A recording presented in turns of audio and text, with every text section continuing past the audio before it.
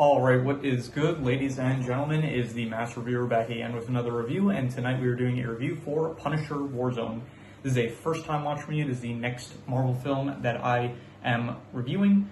Yeah, we made it to the MCU, but even so, there are still a lot of Marvel movies that released after the MCU started that are not part of the mainline MCU canon timeline, so this is one of them.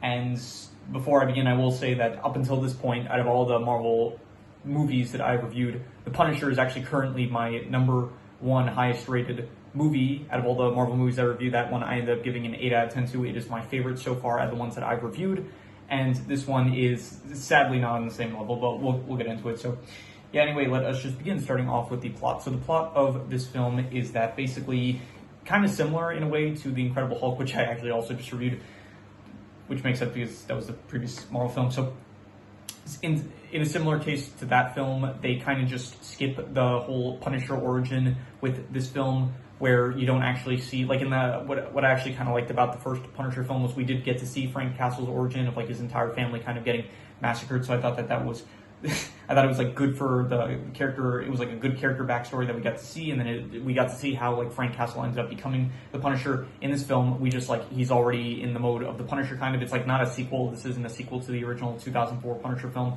So yeah, we don't really get a backstory, which I guess it's fine because you don't need a backstory if we already had a movie with a backstory. But even so, it just means that the character, this version of Frank Castle, is like not as developed as it feels like the previous version was. But so we'll get a bit more into that with the character. So yeah, so we start off with basically Frank Castle. He ends up killing a mob family, like a mafia family, basically kills most of the members, and there is one of the members of the family, Billy Russo. I think in the Netflix Punisher show, he's called Billy Russo. In this version, I think he's called like Billy, it's like Italian something. They like, the name is slightly different. It's like Billy Ryu Soto, something like that. So anyway, I'll just call him Billy. So Billy, he ends up falling into this, like, I'm not really sure what it is. I'm assuming it's some sort of like recycling device that like takes a bunch of glass bottles and like crushes them up to be used for something. So he falls into that. His face gets completely dismembered, and yeah, he ends up, so now he's like his face is all messed up and stuff, and he switches his name to Jigsaw. So the film is basically Billy wants revenge on Frank Castle. Frank Castle, he accidentally, while he does the whole like massacre of the mob family, he accidentally kills an undercover agent, and so he tries to go to the agent's family in order to like give them some money in order to help them out, because as an apology kind of, and yeah, so that doesn't end up going well. And the film it honestly doesn't even feel like it follows Frank Castle as much. It kind of feels like it follows a bit more so Billy, I would say. Like the film does feel like it has more scenes of Billy compared to Frank, kind of. So anyway, Billy, he basically he breaks his brother out of a mental facility, and then from there he ends just some of his henchmen. They kidnap the family of the FBI agent that was the Rats, and they do so because they want to get the money that apparently like the FBI agent, he ended up stealing a lot of Billy's money. And so they go to the house and kidnap the family basically in order to get the money back. Frank goes to save them. Basically, he does want to like quit. Like now that he's taken the life of an innocent person, he wants to like quit being the Punisher. But his friend Microchip, played by Wayne Knight, which I wasn't expecting. But Microchip ends up like convincing him, like, no, you got to do this. You have to like save this family, because if you don't, then they'll die and stuff. So he ends up going to save them. This is going to be his like last job. There are some cops that are also after Frank, trying to arrest him. One of them is Martin Soap. The other one is named, I don't remember what his name is, but so I'm going to check real quick. Right, his name was Detective Budiansky. He is like a very by the books cop, like follows the law to a T and stuff, and is not willing to compromise until later in the film, where he does end up kind of compromising a bit.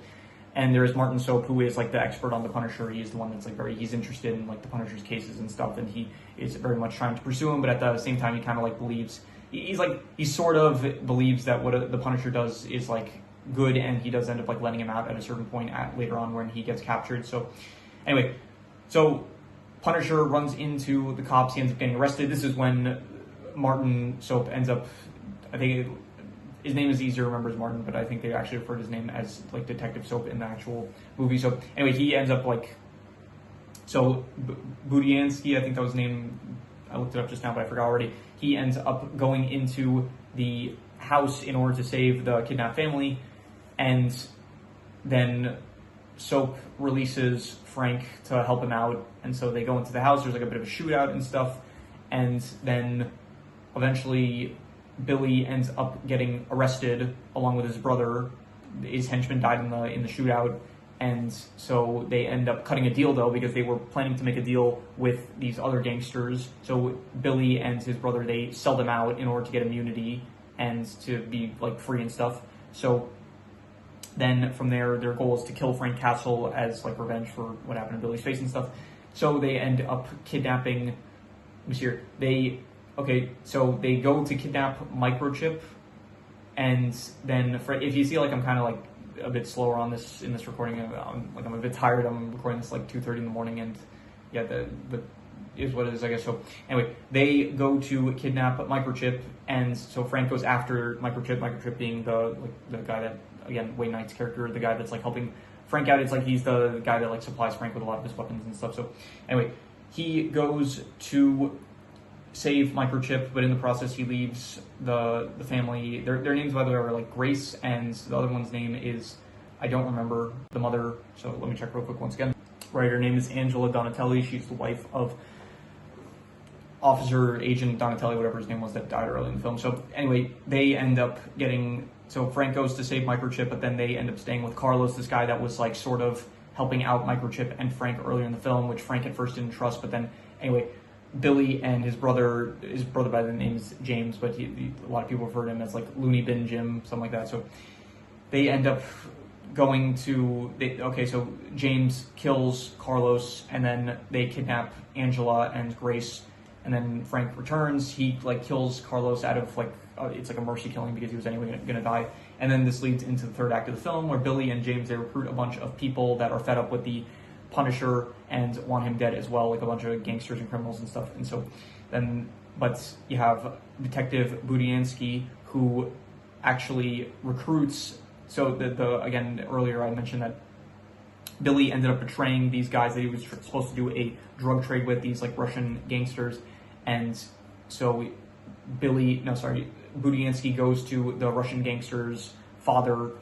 I think his name was like, I forgot his name, but it was like, the gangster's name was like Krisu, something like that. And anyway, not important. He recruits these Russian gangsters in order to go in, like basically they would tell the other gangsters like, oh, hey, we're here to also kill the Punisher. But then when they get there, they're actually there for revenge against Billy, since Billy sent the leader of like the Russian dudes.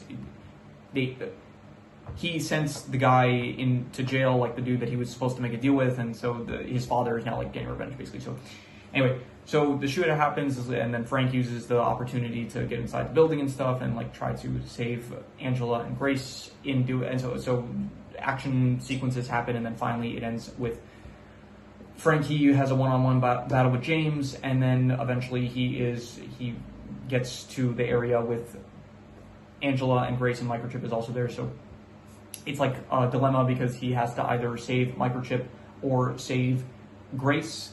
And for some reason, I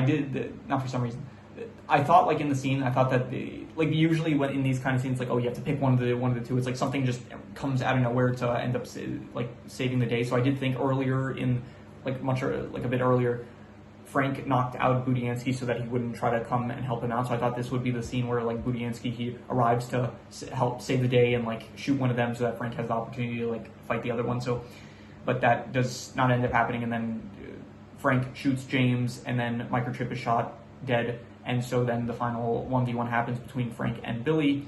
Frank ends up winning and killing Billy, and so yeah, Microchip is dead, but Angela and Grace are saved.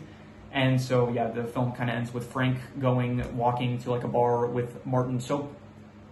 I don't know why I keep saying his full name, but anyway, so Martin is kind of like talking to Frank about saying like, hey, you can give up this Punisher stuff, like contrary to popular belief, like people can change and stuff.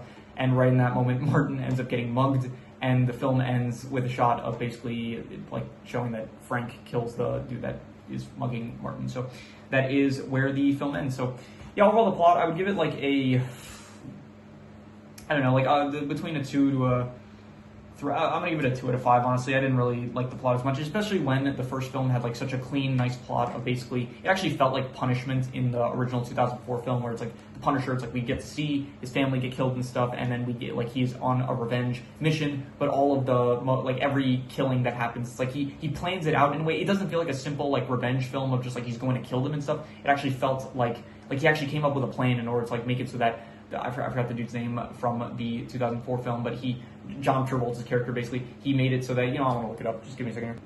Right, his name was Howard Saint. So he actually, like, came up with a pretty good plan to, like, trick Howard Saint into thinking that his wife was, like, cheating on him with, like, his best friend and stuff, and it was, like, really, like, it felt good. It felt, like, it felt cool to watch. Like, okay, this actually feels like punishment and not just a simple revenge. Like, it feels like a smart revenge plan, whereas this one it just feels like just generic revenge of like the Punisher going to kill people and stuff, which doesn't feel as interesting, I would say.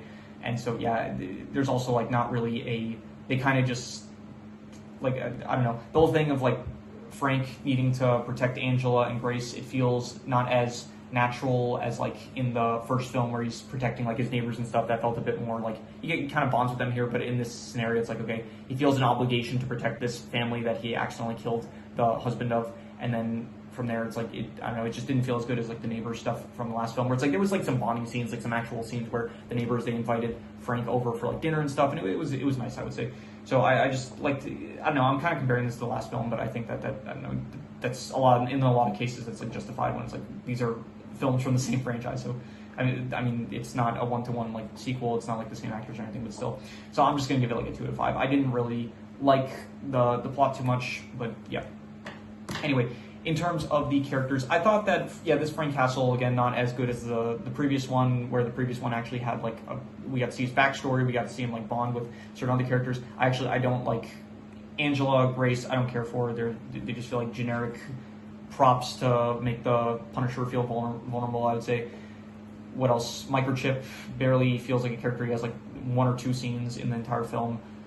Carlos, I like Carlos, honestly. Like his death actually was pretty good. I did like his death, so I feel bad. Like I like the final line of Frank that he tells him, like Carlos says like "see you in hell," and then Frank says, "if I see you anywhere near hell, I'll kick you out. Like I'll kick your ass out of there." So I thought that was a nice line. So Billy, I thought that Billy was a pretty good villain. Like Billy feels more like a villain compared to Howard Saint, where Howard Saint Howard Saint was a villain, yes, but Howard Saint himself didn't feel like very threatening. I guess he felt like more of the I don't know, but Bill, I don't know how to describe Howard Saint, but Billy felt like an actual villain that like was menacing and stuff. This film also like leans a bit more heavily into like gore and stuff, and like just a lot of violence and stuff, that compared to the first film, which it felt a bit more not as over the top with the violence and stuff, which I think made it feel a bit better in the first film, whereas this film it just feels like a bit more, I don't know, like over the top, and it just takes me out of it a bit, I would say. So yeah, besides James, he was fine. I didn't care for him too much. Martin Soap, like he was my favorite character, probably. I would say I thought that he was good.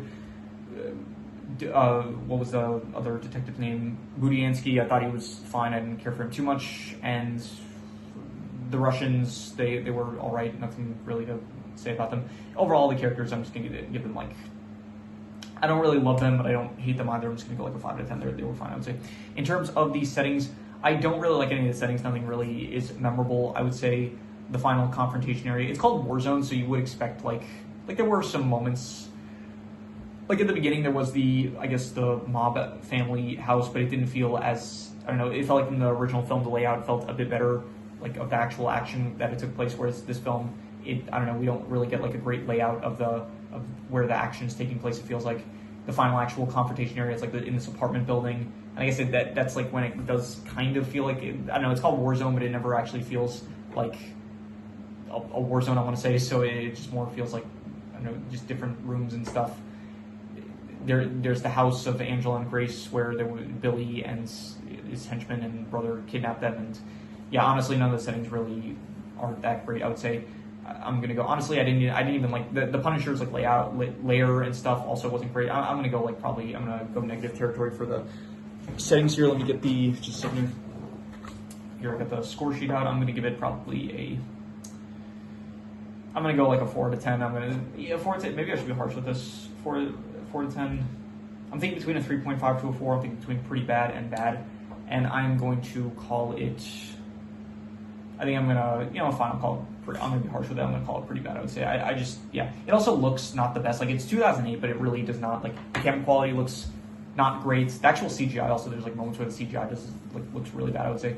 And yeah, they just, for 2008, like, it really does not, the settings and stuff and the way it's like filmed just feels very off, I would say, compared to like some of the more recent stuff. Like even the Incredible Hulk and Iron Man, like those are the most recent Marvel films I reviewed. Those look like a lot better than this film. This film feels like, honestly, it feels like a straight to DVD kind of movie. That's the best way I feel like I can describe it. So in terms of the action was, it was fine. Once again, I kind of like the last film where it felt like there wasn't, like, in the last film it felt like there was punishment. So it's like all the stuff that Frank Castle would do, it actually felt like logical. Like, okay, he's doing this because it's like punishment for the characters that he is trying to get revenge on. Whereas this film, it just feels a bit more like generic action of him like killing characters. And there's moments where it's like a bit creative, I guess, where it's like, I know that Frank kills Billy by like torching him, like throwing him into a pit of fire, I guess, which was fine. Once again, it's like there's a bit too much emphasis on like the violence and the gore and stuff, which I think gore's fine, but it's like, I don't know, in a lot of cases it just feels like it's there to make it feel a bit over the top, the violence, I guess, which feels like maybe it's overcompensating for something, I would say. So yeah, the action, it was, I don't know, there weren't like, there was like a few good moments. The grenade scene where it's like Frank shoots a grenade into the room and it has like a bit of a slow-mo shot effect to that, I would say was all right. But yeah, honestly, I just watched the film and I can't really think of any decently great action sequences. Even like the first one was, I don't know, like it feels, yeah, I don't know, just the combination of like the gore and the bad CGI and the over the top nature of it, kind of, it doesn't really work for me. I would say I'm gonna give it like a, okay, let me see here.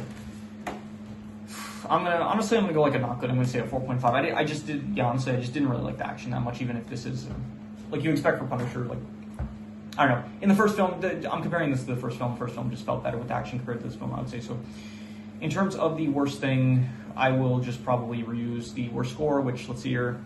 I think the worst score I gave, here I said either the plot, I'll say, or which I gave a 2 out of 5, or I will say the settings, which I gave a 3.5. And I think I'll just reuse I'll reuse the settings. I'll say 3.5 for the settings once again.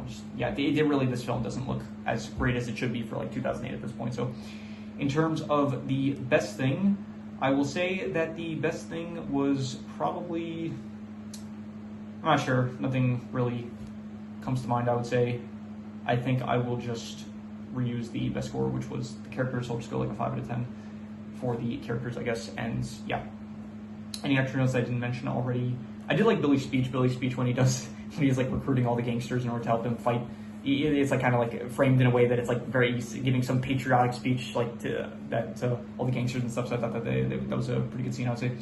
And everything else, I think I already mentioned. Carl's death I did like, and Micro's death I did mention. I was like, I was expecting for Budiansky to just show up and save the day, but that didn't end up happening. So anyway, that is all the scores. So I'm going to do the calculations. So King Crimson. Okay, so it actually comes out to a 4.25, which will be between bad and not good. But to be honest, I don't know why. Like during this review, I'm being very negative about it. When I was actually watching the film, it was actually better than I'm like making it out to be. So I actually enjoyed the film like more so than I feel like I'm giving it credit for. Like it wasn't terrible. It's definitely a big downgrade from like the last one. I think maybe I'm comparing it a lot to like the first film, which as of this point, it is my favorite film from Marvel that I've reviewed. And so I think maybe I'm like just being a bit harsh with this film because of the fact that the last film was just as good as it was, in my opinion. So I think I'm actually going to probably give it a lot higher than that. I said a 4.25, but I think I probably have to let it marinate a bit, but I would probably give it like, I'm gonna give it a 5 right now. Okay, I think immediately after I finished watching the film, I was thinking, okay, this is a 5.5. I thought it was decent, but just this talking through it now, it got worse in my mind in the short period of time that I let it marinate. But so for now, I'm just going to give it a 5. I'm going to say it wasn't good, but it wasn't bad. I need to let it marinate more. I need to really just think about the film, I guess. And yeah, then I will probably, when I get to doing the Marvel film ranking or the end of the year ranking, then I'll have a more concrete score, I'll say. But for now, I'm just going to say a 5 out of 10. I'm going to say it wasn't good, but it also, I didn't hate it. I didn't think it was bad. So I'm just going to say a 5 out of 10. I'm going to say not good, not bad. So yeah, that is pretty much all there is to it. So if you have any recommendations, any shows, movies, video game stories, anime, manga, web series, anything that you want me to review, leave it in the comments and I'll maybe possibly check it out. With that said, that is pretty much all there is to it, so let's leave it at that.